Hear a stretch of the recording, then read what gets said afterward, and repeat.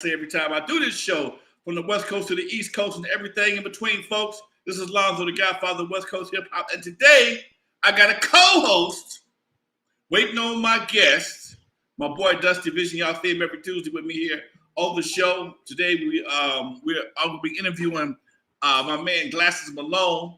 Glasses said he was on the road, so he had to pull over someplace and give us some of his time. And so as we wait for him, we're just going to kick it for a hot minute, folks. I hope y'all just hold on. But I got to start the show, because if I don't start the show, Facebook going to kick us off. I got to send out a whole new link, and I don't like all that right there. So going to start. I think that's what happened with me and the DOC, man. It took us a little bit longer than expected. And they kicked the link out, and I didn't push stream or whatever. But anyway, man, I ain't gonna worry about that. What's up, my man Jazzy D in the house? What's up, Jazzy D? I see you, boy. Good looking out. Him and Glasses Malone got a little history. All good, of course. I'm glad you tapped into me, Doc. He'll be here in just a second. He got the link. He got to find him a place to hang out at for a minute. Big bro for 30 years. Love you for life. Much love to you too, man. Another Gemini. Yeah. He's a product of Labor Day sex. We were just talking about that a second ago, Doc. Anybody born in Gemini, you probably got somewhere around Labor Day is when it went down, folks. Somewhere around Labor Day, between sometime in September. That's how you get a Gemini. Okay, into the summer. Somebody either leaving town or just, all right, you've been good all summer. Let me go and give you something to remember me by. Yeah, that's real talk. And one thing we also talked about is coincidence about you and I is I share a biggie with birthday with Notorious B.I.G. and you share a birthday with Tupac Shakur. Man, that is really crazy right there. And my man Jazzy D, he shared the birthday with my mom. Okay, my mom was June 4th. You know, so nice. That's all cool. What's up, Monty 1K? Hanging out here, man, waiting on my man Glasses Malone to step through. He called and apologized. He was he was on the road. Got caught up trying to make some moves and said he was gonna pull over and do the interview. So I don't want to lose my link. So that's why we're gonna start this show without him. And I'm glad that's why I'm glad you came in today, man, because things like this happen. I ain't gotta look stupid for the next 20 minutes till he show up. So that's it. Ain't worth talking to yourself for 15, 20 minutes, man. I've done that. I talked to myself for an hour and a half one time, man. Well, not one time, multiple times. Multiple times, yeah. When I had my before they had podcasts, I had a show in Compton. It was a public access show, and I had an hour and a half booked every Thursday from 6 to 7:30. And sometimes the guests did not show up. Yep. You just don't turn the cameras off and go sit down. You had to start talking, okay? Mm-hmm.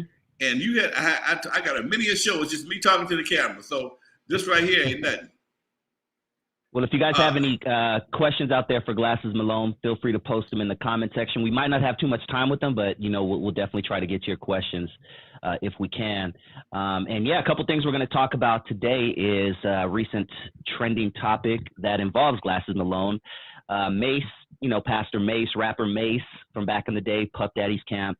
He made some comments recently saying that joining the gang is the weakest thing a black man could do. So Glasses Malone shared his thoughts on social media, and we're going to have him share them here on the show tonight. And something else we're going to try to cover as well is his song titled Tupac Must Die.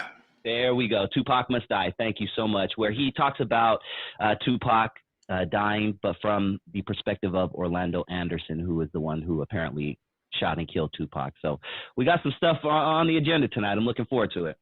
I saw the video today, man. I took time to do a little research on the brother. I watched the video this morning, and it was very interesting, Doc. It was very interesting. Mm-hmm. I understand what he did. Mm-hmm. I understand. As an artist, you understand. As an artist, I understand what he did. Okay. As a Tupac fan, I can see how they got upset. Okay. Mm-hmm. Oh yeah. Okay. Oh yeah. Because you got some ride or dies out there, boy.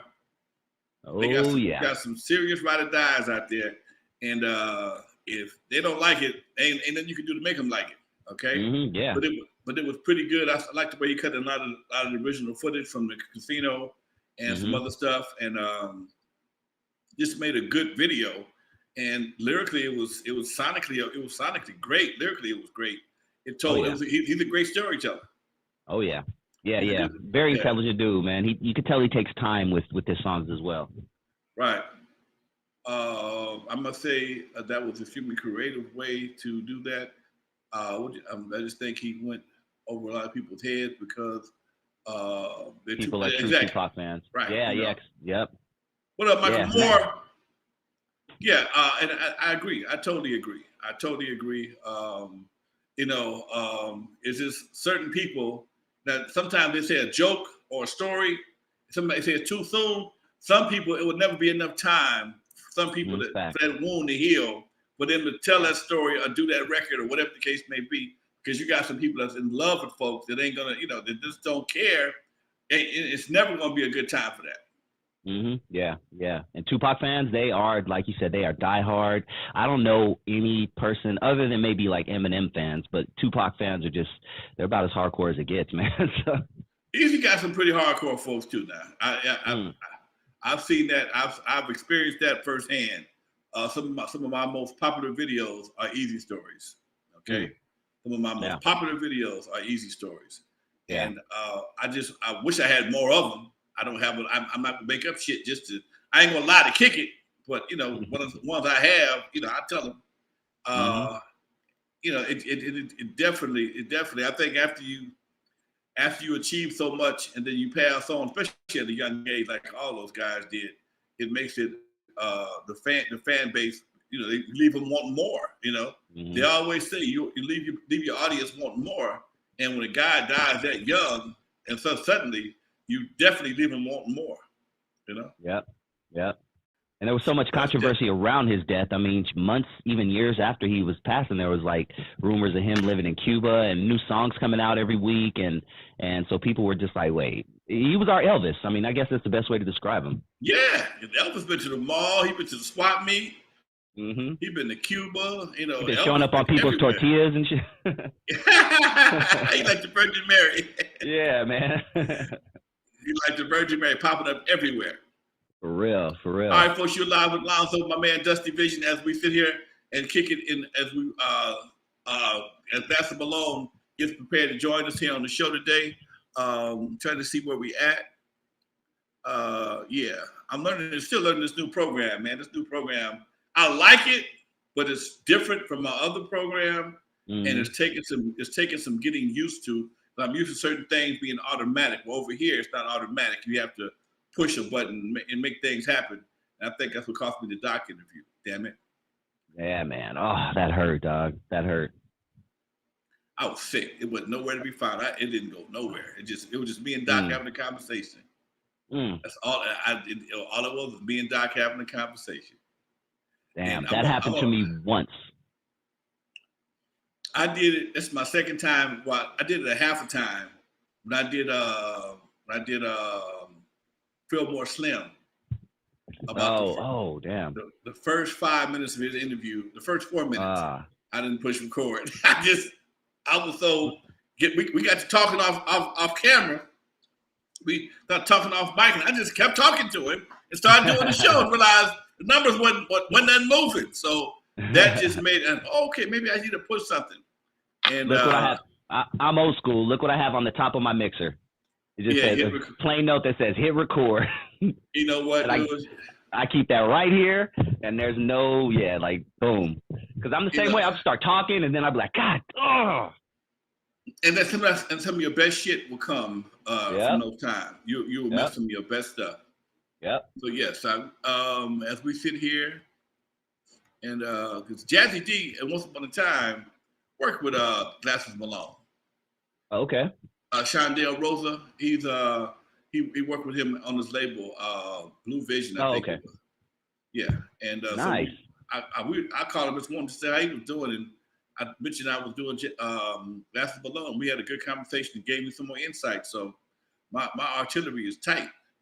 I got you doing the reconnaissance, and And Jazzy D giving me some insight. My boy Edwin, him and Glasses, they go back from a different perspective. Glasses is also a street racer. A street racer? He's a street racer. No shit. Yeah. Never would have known. Never would have known. We're gonna talk about that too. One of my best friends is a street racer. He's been doing Glasses for years. He didn't know Glasses was a rapper, and Glasses didn't know he was in hip hop. That's hilarious. They just have a mutual love for street racing. Nice. You know, so it is That's what dope. it is, Doc. Yeah, and he was around at a time where the West Coast was kind of making a resurgence. You know, West Coast had been quiet for a while. We had the game, but Glasses came out with, you know, his school included like Kendrick Lamar, you know, people like that, Ab Soul, you know, people from Top Dog. He was around that time, and I really want to ask him, you know, because it was all about Glasses for about a year and a half. Like you'd see him everywhere, and then nothing, and then. That. Yeah, he was on the back of buses. Like I remember Glasses was everywhere, billboards and shit. And yeah, I just want to ask him, you know, like just, you know, I guess for lack of better words, you know, hello, what happened? Here he is right there here. He is. All right. Yo, Glasses. Facebook and YouTube Live. But I'll be right back. I'll be back in 1 minute. Okay. Can you see it? All right, cool. All right. All right, folks, that was my man Glasses right there. He checking in. I guess he's gonna come in and watch it as well, I guess. So we're gonna see here. We'll be here waiting on it.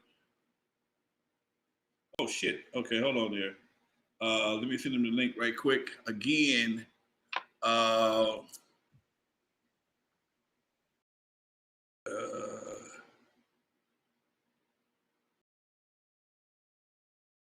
Back up.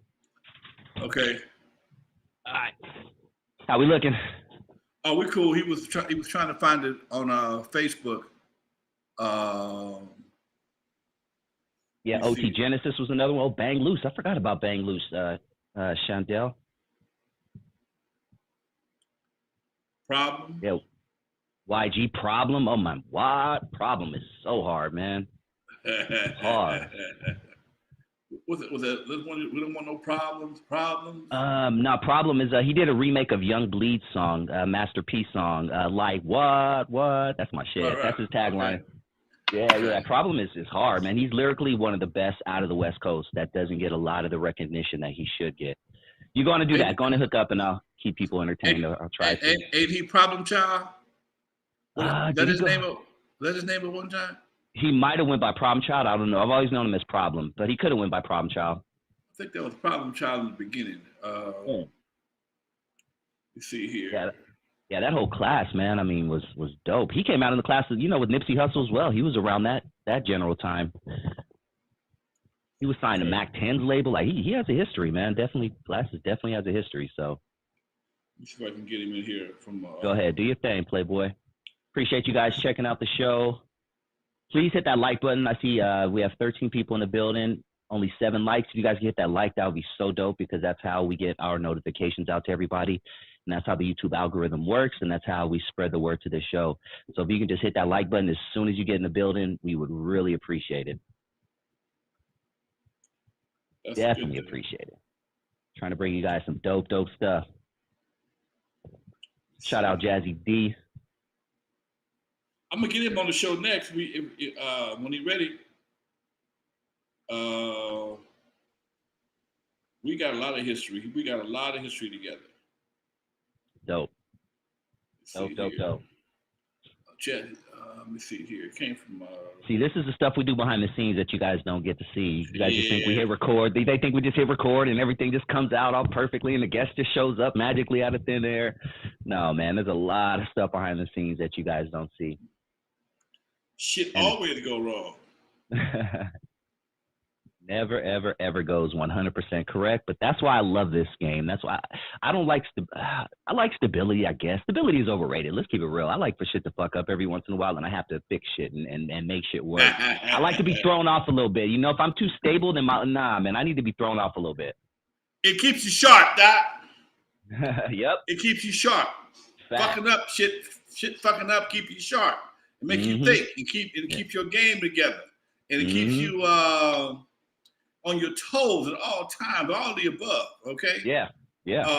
Because when the shit go too smooth, you get dull. Okay. Yeah. You stop thinking. You stop. Yeah. You stop. You. It's especially Gemini. We always gotta have something. Keep our minds occupied. Yeah. If you saw if you've been in my studio in a while, I got a whole cabinet full of tools. So I can't wait to fuck with as soon as I get a chance. I just took my whole podcasting system and made it mobile. Did I see your picture of it? Did you? Yeah. Oh hell yeah! The suitcase. Hell yeah, you did. I took the whole thing mobile, man. And why you doing that? Because I get tired of hanging up plugging up wires all the time. Took me about 4 days. There you go. All right, cool. Glasses, what's up with you, Doc? Man, literally forgot what I was supposed to be doing. That you pay a publicist, and when you don't remind him what you got going on, you end up looking stupid. Well, you all right. You in good hands, Doc. You in good hands. Yeah. I got my partner over. Okay. Yeah, don't hit nobody on our account, man. Please don't. Nah. I didn't master the art of texting and driving and talking and driving, but I'm gonna pull over for this one. This is important to me. I appreciate it, Doc. I got my one of my partners on the line with me today, co-host. We do a show together every Tuesday. He's a big fan. He also did some research for me so we can connect and get all these good points together. Man, I'm honored, man. What's happening? I met likewise. You. That's Dusty Vision, as you know. That's Glasses. Look here, you know what? We met, man, a few years back. Remember that? Where were we at? We were over in Watts at the Watts Healthcare Center.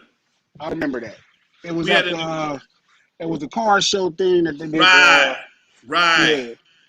Yeah. Warren G asked me to do it. Yeah, Warren G introduced us. That was our first time connected. Yeah. That was a dope day right there. I remember that. I do remember. I had a good time. I didn't know you was a car man, Doc. And I'm a super duper hard car man. Super 6 told me to tell you what's up. Wow. You know what's funny is, so I've been knowing Super 6 forever, and I didn't know Super 6 was really, because Super 6 is like a car man too. Man. But I always get on Super 6 and a lot of the legends, including my big bro Jazzy, I get on their head because I feel like when you're coming up on the West Coast scene as an artist, nobody tells you, about the history of the West Coast before N.W.A. Right. Like you don't know about the World Class Wrecking Crew. You don't know about Uncle Jam's Army. None of that stuff y'all was doing. Like we do the worst job at telling our history in hip hop for sure.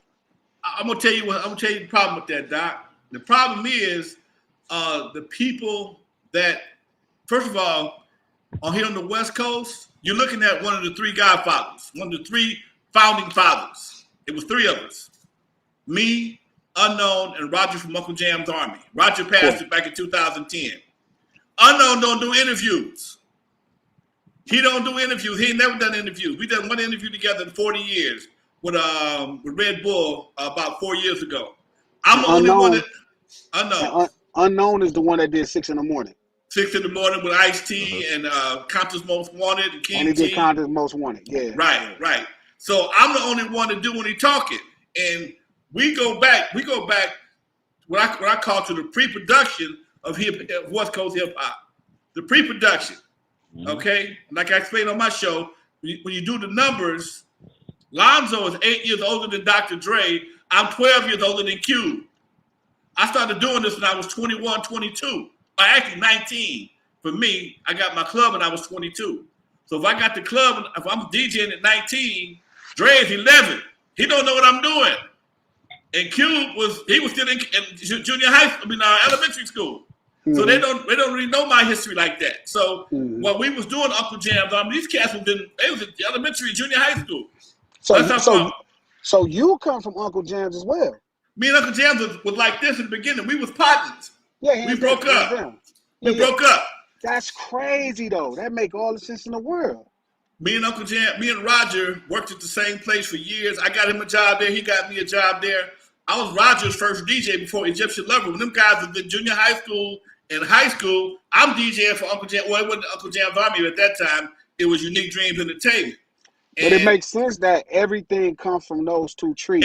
Everything comes from those two trees. Those two trees. Because you got Pool Cat, Ice-T, Egyptian Lover, all the stuff unknown that came from there, and then everything that came from all the stuff y'all was doing. That's crazy. I never realized that's what it was one movement at one time. Pool was at my house every day before he did anything with Uncle Jam's Army. So shout out to DJ Pool. Battle Cat used to be a part of World Class Record Crew, and Dre left. Battle Cat rocked with me for a couple tours. Okay. So everybody came through y'all. That's crazy. Everybody came through one or two cats. Okay, and some people within both camps. Some people rock with everybody. You know, you got guys like Pool. Pool's cool with everybody. Okay, yeah. Battle Cat cool with everybody. Okay, so they were like second generation, but they old enough to be OGs now. You see what I'm saying? Sure. Yeah. No, it makes sense. They didn't cross the 50-yard line, so they definitely OGs now. But again, I'll be 64 next year, so I got 3 stripes on my shoulder. Okay, believe that. So it takes it to a different level. So the guys who I was working with, who I worked with, don't know my history because they came into me. Q came to me. He was 17. Yeah. Dre came to me. He was still in high school. Dre was 17 when he came to me. Sure. So I'd been in Even to Dark 3 years before I met Dre. Although we grew up on the same street, I didn't hang with him because I'm so much older than he is. Yeah. So this is why the West Coast history is so kind of sketchy, because there's only one person telling the story. Then here's another problem we got. We got a lot of cats who was around that didn't do nothing, but now they super niggas now. Okay. And I tell you, you grew up in Compton? I grew up just outside of Compton by Vanguard. Oh, that's Compton. Okay, I went to Vanguard, Centennial, St. Albert's. That was my first school. I went to St. Albert's in 5th grade. Did you really? Right up 1 year, and got kicked out because I was late every day. I ain't mad at you. Okay, so Compton's been my home. Camping at the park, all that shit was all camp. I played baseball at Camping at the park, hung out at Luther's Park, Gonzalez Park doing because back then we had dances and shit. So we go to Luther's Park, Gonzalez or Campanella, do all our dances and stuff. So that's crazy. That's straight my home. I don't know nothing else. But I graduated from Virginia High School because I got ran out of Centennial messing with them Piru boys. Yeah. Back when they was just Piru boys. It wasn't even about everything. It was Piru boys, Quentin and Donald Garrett and Lil Vince and all the triple OGs. Yeah. But because I was respected, I was able to go back later on and do doodles, which is right there. It makes sense. Skateland. Can nobody else do doodles but me? Yeah. You had to get a homie pass. All right, nigga, you cool? Come do doodles. Yeah. Still had to have the police on your side, but I still could do it. Nobody else even tried no shit like that. Yeah, that makes sense. I've been over the last 6 years, and I'm sorry if I'm hijacking it.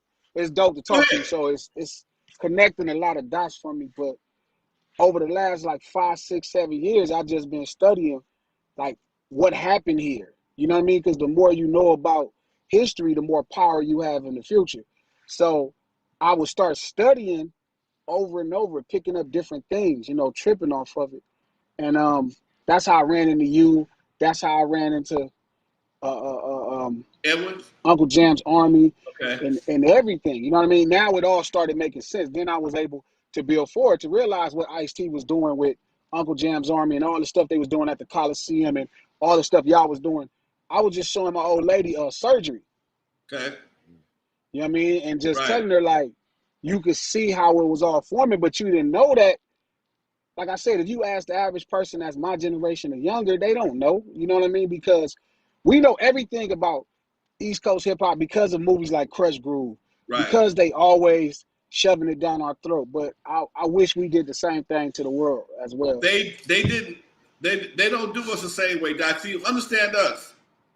Everybody on the West Coast, when we first got into the hip hop game, we didn't have no majors fucking with us. We was all independents. We had to go to the studio. We had to go to the plating shop. We had to go to the mastering shop. We had to go get our own labels made. We had to go to K-Day. We had to do all our work ourselves. And all we had was Macola. That was a distributor. So we didn't have the same machine that New York did. Okay? Sure. And our stuff was more dance music. So they thought they looked at us kind of funny because we all everybody play surgery at a pop locking party. Old niggas in their 50s gonna sound like they on bubble wrap because they gonna start trying to hit. And that's just how the game went. And we had 2 different games. All of us still on our masters. I still on my masters. Yeah. New York though, nobody on their masters. Sure, because they was already attached to the big boys. Exactly. So everything out of New York, all the record companies that are all the big companies, if you get a record deal in LA, your check still comes from New York. LA, New York is just satellite. I mean, LA offices were just satellite offices. Headquarters always in New York. So because we came with a different flavor, they wasn't checking for us. They just started checking for us. They gave us a major record deal, and at 86, 87, and all they did was gave us a bunch of money and set us on the shelf. They didn't know how to market us. Sure. It wasn't until later on when the game. It wasn't until later on that we hit them. So we came so new. Hip hop was so new. We came with a different flavor because Wrecking Crew, we had rapping and singing on the shit. They're like, who y'all R&B or what? What are y'all? So they all fucked up. It's crazy how that shit came back around. See what I'm saying? They looked at us. We was like, I got their minds. Yeah. So it just changed the whole game, Doc. And that's something that I think that we don't get enough credit for because we didn't sit around waiting nobody to give us a deal. We just took our deals. Dream Team, once we had hit records, everybody wanted to scoop us up then. See, they didn't know what to do. They didn't know what to do. Okay. Rudy Pardee, my boy. Yes, sir. Most people don't know that 4 independent label owners formed the first black distribution company for our own records. Me, Egypt, Rudy, and Unknown, we formed our own distribution company. We were selling our own records. We sold our first record. One of our first records was JJ Fast Supersonic. Next one was King T. Came out of our shit. Radio and Joe Cooley came out of our place. Compton's Most Wanted, the Compton compilation came out of the same company. So we had to be innovators back then, dude. Wasn't nobody giving that shit. You got to hit your own pockets. When it came time to do the pressing, you got to go to the pockets. You can't go to the marketing department. You can't go to the accounts receivables. You got to either have it or you don't. That's dope. Damn. Made a big difference back then, Doc. Well, thank you for sewing that. Thank you for sewing the rest of that up for me, man. That was important. Right on, man. I got questions for you now, damn it. Yeah, I'm sorry. I know it. That's no problem. No. Because when we met over at the Watch thing, you said that I want to know more about this history. You told me that, okay? Yeah. And I've been learning this to realize Super 6. You feel me? It has so much to do with it, and I've been knowing Super 6 for years. So it was like, dog, you knew Super 6. Remember when I first got my deal? Like Super 6 been around me since I was a kid. I'm like, yo, how you didn't lace my shoes? Feel me? You got me walking in this shit blind. Like how you didn't lace my shoes to like what you did or even what was going on with the West Coast. So that was dope. Super 6 made a lot of money. Okay, he had the biggest sound system in the country, and they were doing the sports arena with Uncle Jam's Army. And when he made him a lot of money, at some point in time, this is where me and Roger and Unknown differ from everybody else. Because me, Roger, and Unknown, we were dance promoters and DJs back in the 70s. And with hip hop, we got clubs. They started doing shows. And when hip hop came around, we just transitioned into hip hop. Most of the guys that were in the dance promotions, they broke off, started doing other stuff. Some went into politics. You got a state senator right now. Used to be a dance promoter. Makes sense. Steve Bradford from State Senator Steve Bradford over the District of Compton used to be a dance promoter. Makes sense though, because it's all promotion and marketing at that point. Yeah, exactly. So we had our era had about we had four mayors that were dance promoters that came out of that era, and now we got one state senator. So it makes perfect sense. See that, and this is the shit we need to know. You know what I mean? This is what everybody over here needs to know. It creates that sense of pride. So I appreciate that, man. I mean, you know what?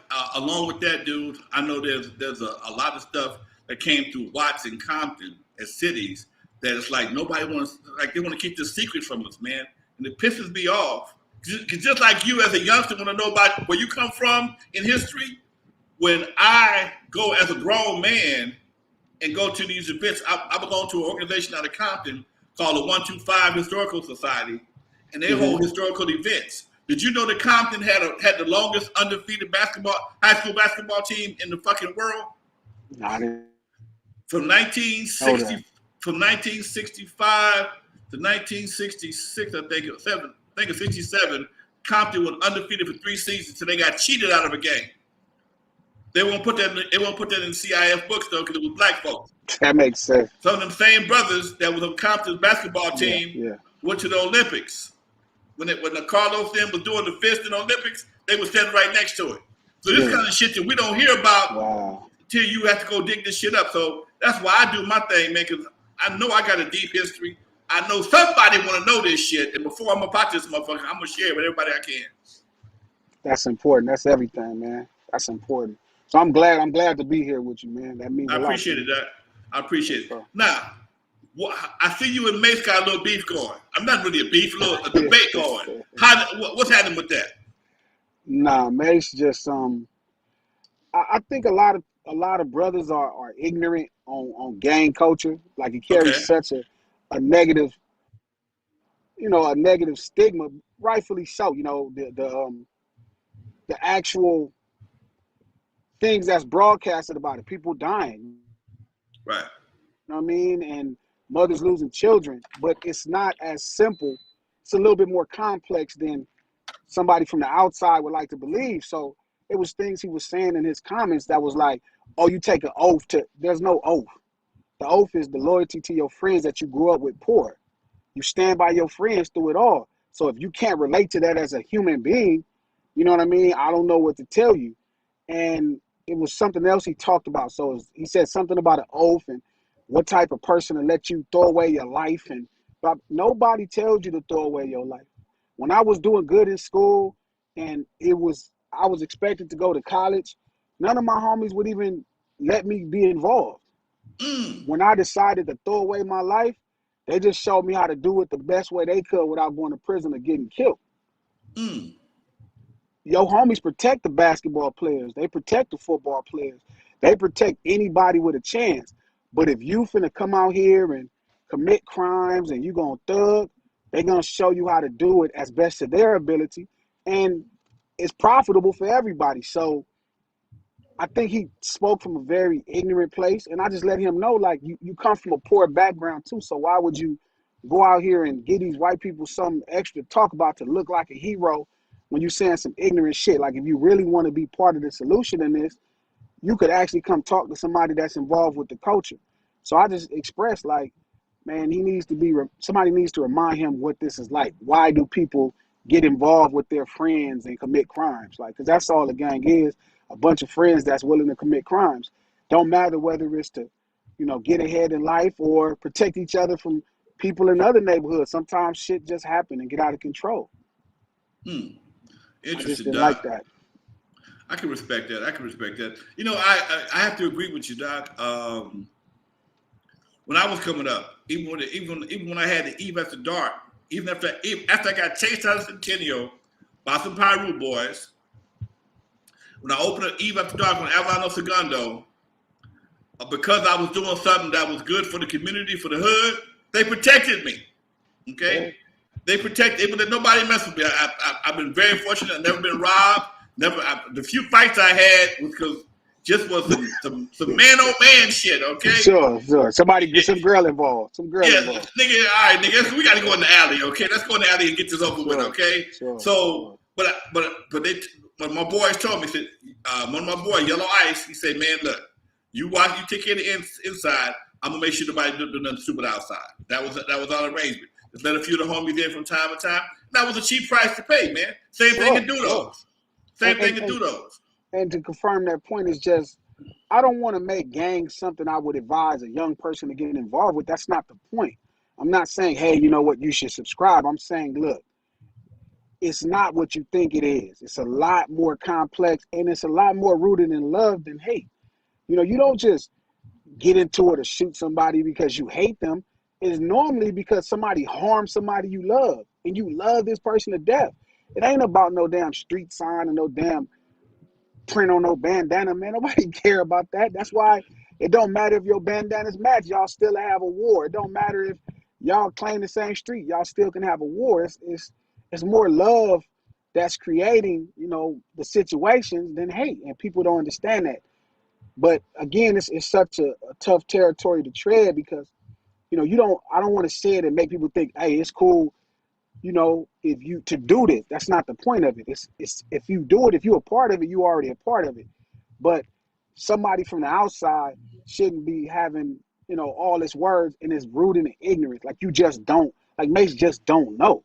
Like an oath. Nobody says an oath. You don't have to stand up and do nothing. You want to because it's your friends. You love them, and yeah, I want to protect my homeboys. You know what I mean? I love them. I know they mamas and they daddies, and they mamas and daddies fed me when I got in trouble. And some of my little homies, I held them when they was babies, and now they, you know, 20 years old. Like, you don't think I'm gonna kill you about one of them? You think you're gonna do harm to them? No, I'm gonna stand up for them. So, you know, and outside of that, you know, getting to some money and trying to make the best out of your life. You know, we in a bad situation where we from in Confident Watch, so you commit crimes to try to make the best out of your life. It ain't like it's a ton of great opportunities around the way. So I just didn't like how ignorant he sounded, and it was really a front to me for the general public. And I just was disgusted because I'm a fan of Mace. That was ridiculous for him to even say that as a preacher too. Okay, I get that. All right. What you said at one point in time you were set to go to college. What changed your direction? I screwed up myself. You know what I mean? I could blame my circumstance. My mom went to prison. I moved to my father's house. Just gave up faith. Didn't know how I was gonna pay. Started hustling. You know, selling rocks. Already was from where I was from. You know what I mean? It wasn't nothing, but started looking at the economics of selling drugs. Didn't really have the morality clause of it all. You know, I thought people was making a choice to purchase. I didn't think, you know, as a kid, you don't know that people are chemically addicted, you know what I'm saying, to this substance. You don't know. And I was making so much money hustling. I wanted to go to school and be a pharmacist to make $65,000 a year. I was making that at 18. You feel me? So I was thinking about how I was going to pay for college. You know what I mean? And started hustling like, I'll do this to pay for college. And realized what I was going to get a job and pay for, I'd probably be making double that the next year. So, you know, sometimes you're too smart for your own good. Okay, I get that. I get that. Just a bad mistake, you know what I mean? Did you pay for it? Yeah. I paid for it with a lot of morality. You know, I never went to prison, so thank God I don't have a parole number or you know, the time I was convicted, I was able to get a deferred entry of judgment, which is like a drug diversion for a drug dealer. So I don't have a tail, you know, I don't have a felony that's on my record. So, but I paid for it morally because now a lot of times, you know, I feel like shit about a lot of stuff, but it also gave me insight, you know what I mean? And that's what I try to share with the world through music. I like that, Doc. I can respect that. I was expecting a different interview, man. What kind of interview was you expecting, big dog? Well, I ain't gonna say I was expecting a different. I'm gonna say I'm glad the interview we having right now is what we getting. Okay. You know, when I saw Mason's comment, because I think you sent me the link, and he said it was the weakest thing a man could do was join the gang. I'm like, damn, that's some hard shit right there. Okay, I didn't know how you gonna respond to that, but I'm seeing after I listen to your response, I'm impressed, Doc. I'm impressed with your response. You know, sometimes you get brothers come at you a whole different way, man. Hey, dude, that's what we do and how we do it, and blah blah blah. I understand you make it make sense. Okay, Yeah. I wasn't expecting that. The logics of it all is being able to be sober. You know what I mean? The average person maybe not speaking of it that was sober, like being conscious through the whole experience and really asking questions to your friends is you can see what it is. They may not be able to see because they so high and drunk at that point of just dealing with the trauma that it causes. They can't explain it. Me, I was sober. I ain't never smoked or drank a day in my life. So I was sober through every experience. And I always talk to my homies. I've been knowing them since we were kids. So I was able to pay attention. I even asked my older homies questions that made them uncomfortable. But, I was able to kind of get an understanding and make wiser decisions even within that culture. You know what I mean? Like, everybody couldn't just tell me to do something. Like, it had to make sense to me because I had to be willing to go to prison for life based on the decision. So, and I realized everybody else wanted that choice. They just didn't know how to make it. You know what I mean? Their circumstances made them have to be more of a soldier without, question for people. That was never me. I was always able to question it. And you fight enough niggas and you willing to, bust your gun for your respect, people feel like they need to answer them and give you that much, credence. And I can totally respect that, Doc. people willing to give you that credence and respect. You know what I mean? They willing to answer your questions. I got that. Now I got to go back a little bit, man. One of the questions my man pulled up from me when you made that song "Tupac Must Die." I know you caught flack on that. What was your? I know what you. I watched the video this morning. Sure, yeah, I see what you was getting at. I can appreciate your artistic value of that, but I know you caught flack on that. Yeah, ton. It was all in good spirit of trying to add a brick to West Coast hip hop. From its origin of storytelling and hip hop is so much about culture and how we do things where we from, or how this group of people does things. And one of the biggest things in culture is morality. You know what I'm saying? Like what's right and what's wrong, because some places is different. You know what I mean? What's right and what's wrong versus where we from is just different. So that was the perfect idea to talk about that. And in a time where it's 1,000 rappers joining gangs after becoming rappers, and they're joining gangs in foreign lands, you feel me? Like somebody should explain to them morally that there's some differences that you should probably understand. I think the title, Mob James from Mob, OG James, I know James. he told me it was the title. Yeah. So James told me it was the title he felt. But when I made the title, I was just thinking of like, Romeo Must Die. It was a movie. Like I had made a movie. So I named it like a film. Okay. I listened to the song. Dr. Dre cussed me out about it. I've been knowing Dre since before I even took rap serious. He cussed me out about it for an hour.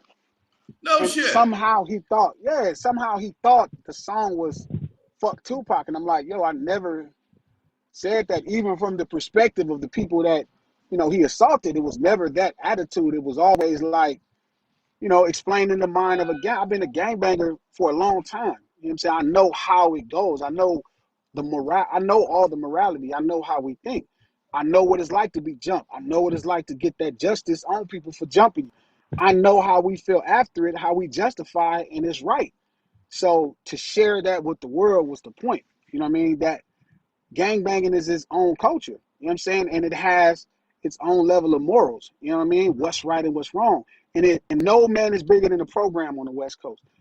Some of the greatest names in the history of West Coast street life, whether it's Adele Dog, whether it's, a PD, from Bonham, it's 1,000 great names that have been, taken from off the earth by somebody that wasn't as celebrated as they were, because no man is bigger than a program here. And I think that's what I was trying to share with the world. Hey, Chris Brown, hey, Soulja Boy, if this is what y'all gonna do, y'all need to understand no man is bigger than the program. Now, you said something, man, that baffles the shit out of me, and that is, why would somebody who got the money already go back and retroactively join the gang? What? Can you help me understand that? So honestly, I think it's more or less it's a respect that they feel like they aren't getting as men. You know, gang banging, it's a level of camaraderie. Again, I don't ever want to talk about gang banging in the positive way. That's not what I'm trying to achieve. What Okay. I'm trying to do is explain the logic. So it's a camaraderie, right? That's unmatched. It's somebody willing to kill and die for you in theory. Mm. Who doesn't want men that will kill and die for them, right? Right. Also the respect. You know, you it's a level of you could walk with your chest out. You know what I mean? If you've been through the rigors of what this culture will put you through, you proud that you survived it and you proud to be a part of it. You know what I mean? The whole atmosphere of it. So money, as much as people feel like money fixes that, it doesn't. I mean, you just be a rich bitch ass nigga. You Mm. feel me? And don't money, you know, it's a couple people who play the role well of being a rich bitch ass nigga, but that's not an easy task. You know, everybody still want to be something real, you know, something respected, something admired. And I think so when you get a soldier boy who feels like he isn't giving his propers, like his respect, you know, he's looking at somebody who's less successful, that everybody is walking around and they shaking his hand and they showing him love. You know, even with all that money, you know, he looks like, damn, I would rather be that. Mm. I know that sounds crazy, but you know, money don't do nothing but buy you objects. When you get Mm. respect, you know, that love, that admiration, you know, which human being on earth, you know, you only want that from your wife and your kids. So you Right. want that from everybody. So I think that's where they get caught up at. I think even with Tupac per se, like that camaraderie, you know, he never really probably felt that kind of love from other human beings, you know what I mean? And then to meet a bunch of guys that you could command and they will attack for you, they will dive in front of a bullet, that has to feel like, you know, all like that has to put you in a different space, like as a human being, where you just truly like are enamored, and then you're just willing to be a part of it because that's how, you know, good it makes you feel. Mm. That's some deep shit, dude. That's some deep shit. Mess me up every time, man. I think about it all the time. Dusty, you had a couple of questions for my man right quick. Yeah, how did you link up with the game in Black Wall Street? So I had a partner from Villagetown, Paru, rest in peace. His name was Black Tone. Not Tony Lane from Treetop, but it was a cat named Black Tone. He was my brother-in-law's best friend. He got killed probably 12 years ago. Um, Family function. He knew I could rap. He knew I had met Dre, and Dre told like everybody in my family was buzzing like, man, Dre said Glasses should be a rapper, you know, for real. Like, and he heard some of the music. He was like, man, you dope. He said, it's a dude coming up that's messing with Dr. Dre.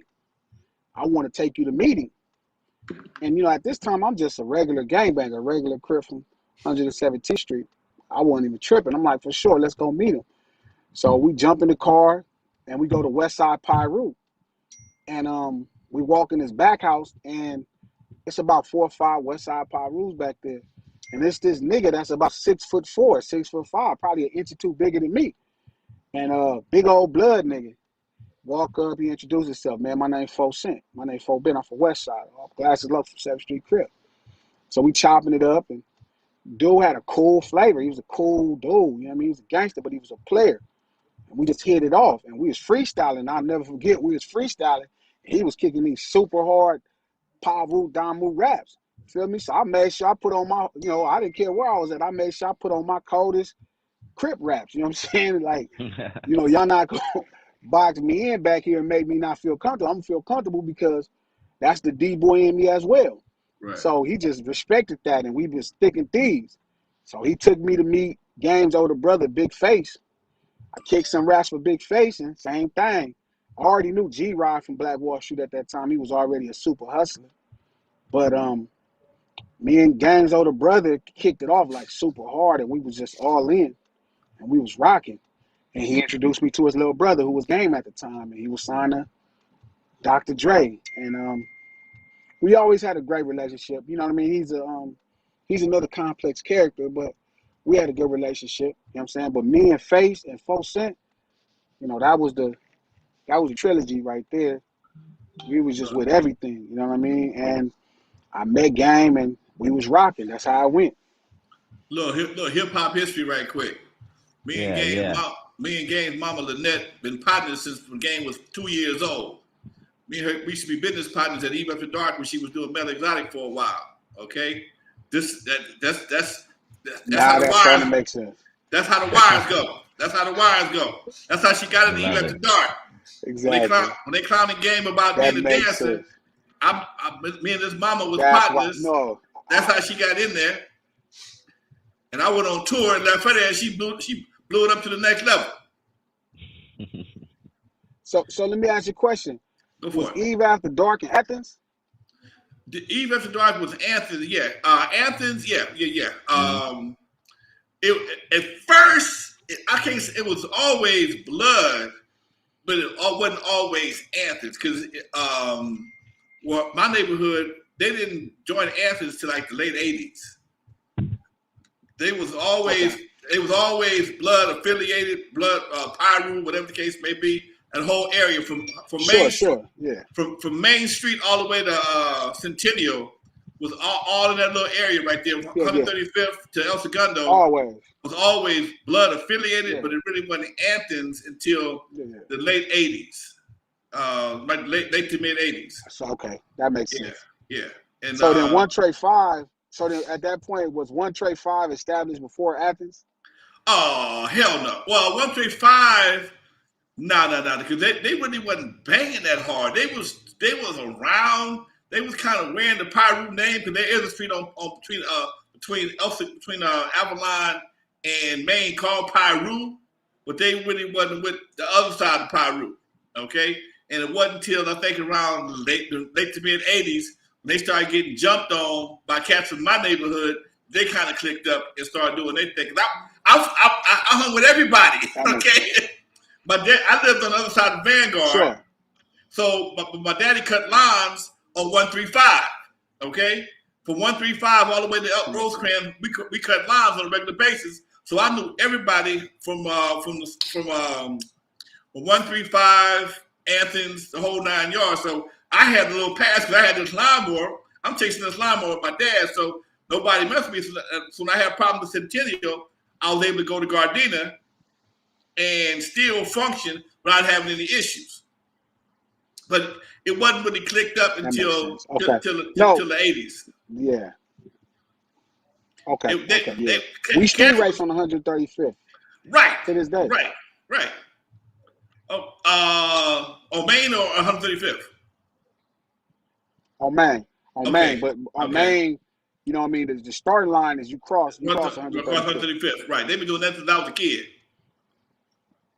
I grew up on 132nd, so they've been doing that shit since I was a kid. It used to be the Volkswagen Club. That was the main thing. That was the main car club. And then we had the low riders come down there. They hit their shit. They light up the whole goddamn street. And eventually, the street racers ran them off, and they started doing something. It's always been a hot spot for street racing. That's probably one of the longest drags in the city. That's a good street. It's a great street because you can go all the way down there. You damn near go to Rose. Ain't no lights until you get to Rosecrans shit. Rosecrans. And my boy, so you know JJ then, that's locked up. I might know JJ. Short JJ. What he drive? Close to your age. But it's funny because JJ had a 69 Camaro by the time, but Vincent Spoke had bugs and shit. I remember one of them got into a car accident over there. Right. But, some older cats. But it's funny because that street was so great, until the car started, like my car started going real fast, you couldn't stop it at Rosecrans. Because the finish line is probably, where's the bus stop? That bus stop is at 132nd, huh? Bus stop on Main. When you on Main, you come into the island. It's an island that separates the houses from Main, and it's a bus stop right at the corner that's at the edge of the island. Right. That was where the finish line was at. But eventually, my car got so fast, you couldn't even stop at Rosecrans. You'd fuck around, be passing that bank before you look around. What you got, Doc? For real. A Riviera? 68 Camaro. 68 Camaro, okay. All right, I'm Camaro, 68 Camaro. Yeah. Camaro. All right, I ain't mad. I ain't mad. What you turning in the quarter? That's top secret, man. That's whoever I Look got to at me. beat. It's fast enough. I ain't mad at you, Doc. Somebody might be on here spying, man. They might be on here spying on me. Yeah. I ain't mad at you. They don't want to cancel Glasses, man. Man, they call you Glasses. I ain't never seen you with no glasses. How you get that goddamn name?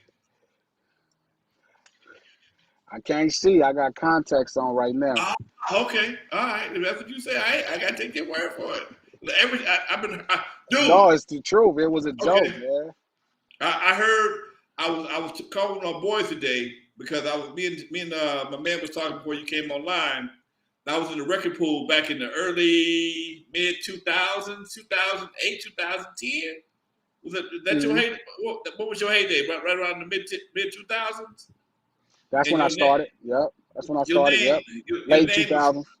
Your name was ringing through the record pool. Glasses Malone and Glasses Malone. I'm like, okay, everywhere. and I'm like, okay. I'm an old school DJ, so if it may be dope, but if I can't make you dance to it, I probably ain't got it in my crate. No offense. And I'm like, okay, so I called my boy today, DJ Quest Coast, and we were talking about your records from back in the day that was ringing so many bells. What was your biggest cut back in the day, Doc? So probably pre 2010, it would have been Certified with Akon. Okay. A lot of my music focused more on soul and blues. You know what I'm saying? It was probably tough. I didn't know much about music at that point. You know what I mean? I didn't understand the rich history of the West Coast and how much we party. You know what I mean? Because for me, being conscious of all this and being sober, it was painful. It wasn't as fun. You know what I mean? But obviously post 2010, I start figuring out like, yeah, I think I'm the only one that's paying this much attention to what's going on. Everybody else is still finding a way to make it a party and have a great time. Okay. What about Understood? You said who? You got a song called Understood? Understood. Nah, I had Certified. I had Sun Come Up. I had East Side, which Crip Gang with Snoop and Nipsey. Okay. 200 was my first song. Okay. I had a few cuts that was ringing, but Certified would have been the biggest one post 2010. Okay. It's with Akon. How did that song come about? Yeah, my next question. Thank you, Doc. That song was banging. I have to, yeah. What's funny is now that I listen to it, and so DJ Head that works at The Real, that's my man, right? That's my DJ. I actually made him a DJ. Because I just thought he would be good at it, and I wanted to keep him around. He was such a smart brother. But, at that time, West Coast producers really wouldn't work with you. I don't know if it was like on purpose or something, but I already knew Warren at that time. I already knew Battle Cat at that time. Obviously, I knew Dr. Dre at that time. You know what I mean? I had already met Quick. You know what I mean? But getting a beat out of these niggas was like pulling teeth. Cat had a beat on my first CD. You know what I mean? So I can't say that about him. But Cat also was kind of with Snoop all the time. I hadn't met Daz. I never met Unknown. I never met Slip. I never met Muggs. The people who make records, I didn't know none of them on the West Coast. The four I did know, getting records for them was like virtually impossible. And if you really think about it, since 2005, the last person out of that whole caveat of producers, Dr. Dre, that era, he's the last person that produced the album, and that was Game. You got to think, Battle Cat hasn't produced an artist since, after that. Warren G hasn't produced another artist's album since that. Quick hasn't produced recently Problem, but he didn't produce an artist for 10 years. You know what I mean? So I don't know what happened to Slip at that time. DJ Slip the boy is from DJ the boy Slip, from go ahead. Hutch from Above the Law. Right. The guys who was producing records, you just really couldn't. I don't know. You would think somebody got $1 million deal from Compton and Watts that's from around the way. These people would be like, let me go grab him and get some of that money, but it wasn't like that. It was just like stuck, so nobody would help me. And after that point, I had met a producer. I went to like a DJ convention that was in Inglewood, and I met DJ Toomp from Atlanta for the first time. Okay. And Toomp was like, I knew who he was because he was producing all the T.I. shit. So I was like, damn, this is Toomp. I know when he said his name, I was like, oh, I know who you are. We was chopping it up, and he was checking out my lowrider at the time, and he was like, yeah, blah, blah. He's like, man, come to Atlanta, man. Let me do some records. Let's do some records. I'm like, for sure. So I got his number, feel me, and I went to Atlanta. Shit, he was the only producer at that level of success that wanted to work with me in my mind. You know what I'm saying? Okay. And then so I went down there and I recorded with him, and Akon, you know, heard that I was out there. He checked in with a couple real people from out here, Cam from Watts, and, you know, figured out that I was this official figure and knew my mom's whole story and knew, you know, my family, my background, and was like, hey man, he got my number. He's like, hey, what's up? This Akon. I'm like, oh, what's up? He's like, you in the A, right? I'm like, yeah. I'm over here with Toomp. He said, hey, I'm finna come pull up and get down with you. I'm like, for sure.